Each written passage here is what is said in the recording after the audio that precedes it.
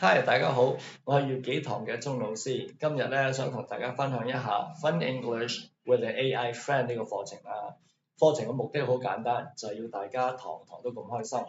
所以課程裏邊咧，我哋係設計咗好多遊戲啦、比賽等等嘅，例如文法挑戰賽啦、團體創作賽啦等等。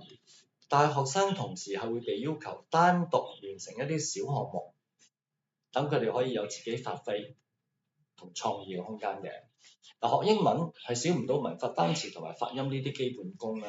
但係我哋呢個課程呢個重點係會有少少唔同嘅。例如文法咧，我哋係會偏重於一啲好容易混淆、容易搞錯嘅文法，然後用簡單嘅方法教你哋點樣用。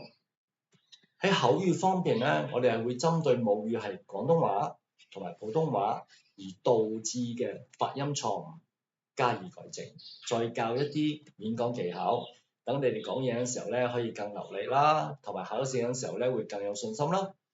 嗱，背單詞咧係英文入邊最悶嘅一個環節啦，但係又唔可以唔做喎。但係靠死背咧，除咗你唔開心之外咧，你會好快唔記得嘅。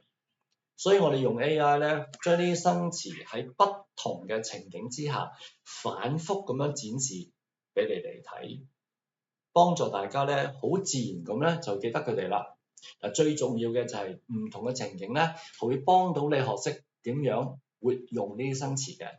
嗱，AI 係能夠聽講寫嘅，但係最重要嘅係佢可以即刻解答到你唔識嘅問題。嗱，雖然咧佢唔可以取替一個真正嘅老師啊，但係學生喺溫習嘅時候，佢絕對係一個非常好嘅幫手。所以我呢個課程咧係由老師帶領學生去學習。然後再配搭咗 AI 嘅課後輔導，等大家慢慢咁樣進步啦。嗱，你哋可以想象一下，上完堂之後就有一個朋友隨時陪住你複習啦，解答你唔識嘅問題啦。最重要嘅就係佢會記低晒你所有唔識嘅嘢，下一節課老師就可以幫你再次明白啦。所以我有信心咧，就係呢個課程能夠令你哋咧好開心咁樣學英文啦，好有效率咁樣學英文啦。